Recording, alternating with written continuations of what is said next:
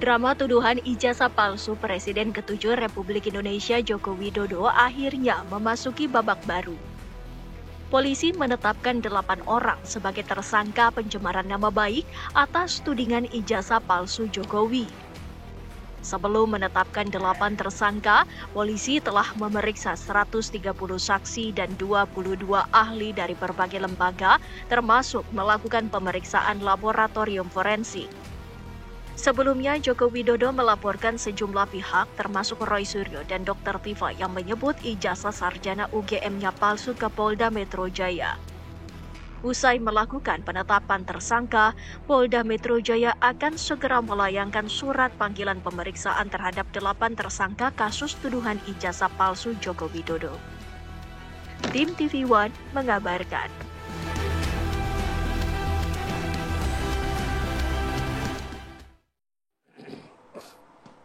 Saya nggak mau bilang babak baru ya. Oke. Karena katanya season baru. Wah, season baru memang. Kita bicara ini drakor nih. Berbicara drakor. Tapi kalau saya menganalogikan ini pertandingan sepak bola di Kumala. Barcelona menghadapi Real Madrid, di mana meskipun sudah sering ketemu, sudah sering berlawanan, tapi El Clasico antara Jokowi menghadapi Roy Suryo CS tetap dinanti. Tapi ini sudah ada keputusannya, berarti ijazahnya asli dong. Belum tentu, kan belum dikasih lihat, belum diumumkan apakah memang asli atau enggak. Langsung saja deh kita tanyakan kepada narasumber yang sudah hadir di studio. Sudah ada Bang Petrus Celestinus, kuasa hukum Roy Suryo CS. Selamat pagi, Bang Petrus. Selamat pagi. Wah, Oke, mantap.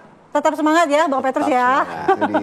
Oke, kemudian ada Bang Rifai Kusumanegara, kuasa hukum Jokowi. Selamat pagi. Selamat pagi, Bang Rifai. Bang Petrus. Langsung ke Bang Petrus. Bang Petrus, ini kan Roy Suryo CS ditetapkan sebagai tersangka. Klaster 2. Berarti ijazahnya asli dong, Bang? Ya, soal keaslian itu kan sampai sekarang kan kita tunggu tuh. Kenapa? Dan kita berharap dari proses ini akan bisa diperlihatkan oleh penyidik ketika pemeriksaan terhadap tersangka dilakukan.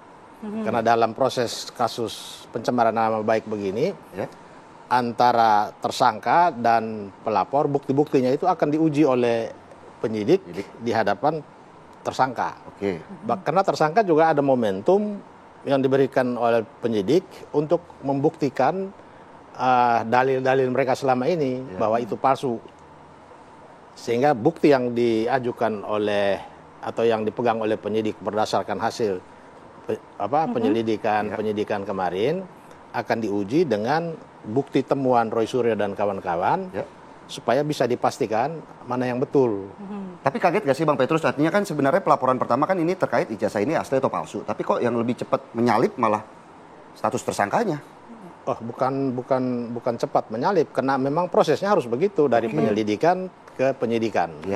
Setelah penetapan jadi buat kita ya ini hal yang biasa.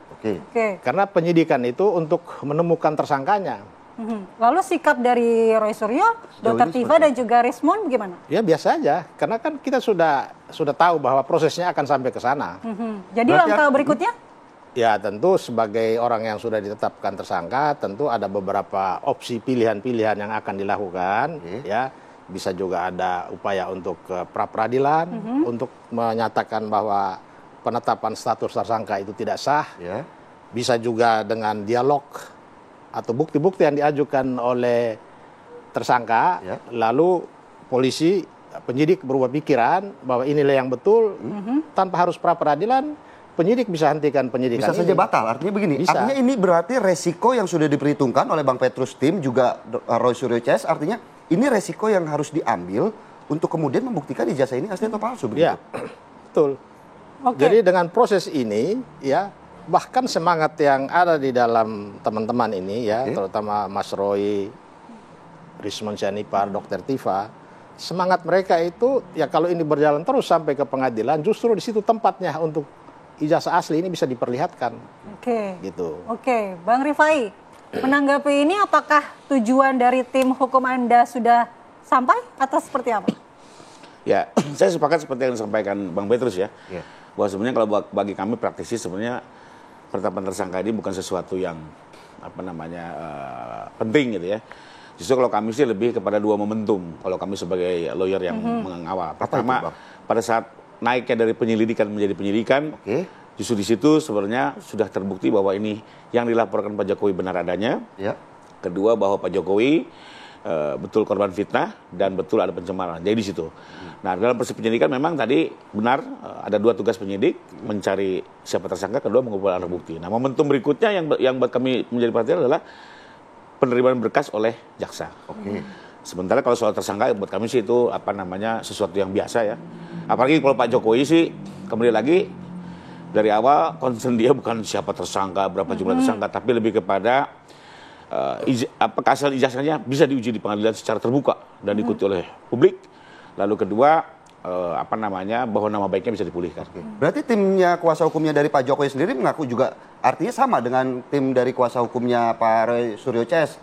Tidak kaget bahwa penetapan tersangka ini juga sudah terjadi, diperhitungkan, sudah diprediksi. Mekanisme yang harus berjalan sebagaimana mestinya sesuai amanah undang-undang. Oke. Jadi memang tahapan ini harus terjadi. Jadi santai aja begitu. Betul. Kalau kami justru lebih yang tadi pada saat naiknya dari penyelidikan ke penyidikan justru gitu ya. Dan nanti pada saat diterima berkas oleh jaksa penuntut umum. Apakah juga ini juga momen yang ditunggu-tunggu oleh tim dari Pak Jokowi untuk kemudian ini momentum yang untuk membuktikan bahwa ijazah ini asli? Kalau kami justru kalau soal asli, kalau buat kami sudah clear ya. Oke. Justru bukan di sini. Pada saat di Barreskrim, laporan pertama kali dilaporkan oleh Egy Sujana dan kawan-kawan, lalu dihentikan penyelidikannya, maka buat kami itu di situ sudah selesai. Tapi menurut Bang Petrus itu masih bisa diuji di pengadilan. Untuk di perkara yang kedua. Nah, jadi ini bisa 2. Jadi pertama sudah ada pengujian di Barreskrim dan dinyatakan tidak ada tindak pidana. Artinya apa? Ijazah ini clean and clear. 1. Ya. Lalu karena di kasus yang kami laporkan ini ada tindak pidana fitnah, maka soal fitnah ini harus dibuktikan. Bagaimana caranya? Ya soal ijazah diuji kembali. Dan buat kami nggak ada masalah. Apalagi yang tahap pertama sudah clean and clear ya. Dan hasil laporannya juga lebih kurang kan kita lihat clean and clear. Bahkan yang sekarang ini jauh lebih komprehensif. Waktu dulu hasil laporannya Barreskrim kan sempat dipersoalkan. Kenapa hanya ijazah dengan teman-temannya, jangan-jangan semua temannya palsu, kata Bang Roy gitu ya. Gitu ya. Terus kenapa, ya banyak pertanyaan. Nah, semua pertanyaan ini sudah dikompulir oleh penyidik Polda dan diuji ulang oleh Barreskrim dan sekarang tuh bahkan sampai 500 bukti. Ijazah Pak Jokowi itu dibandingkan bukan hanya dengan fakultas hukum, tapi dengan fakultas lainnya.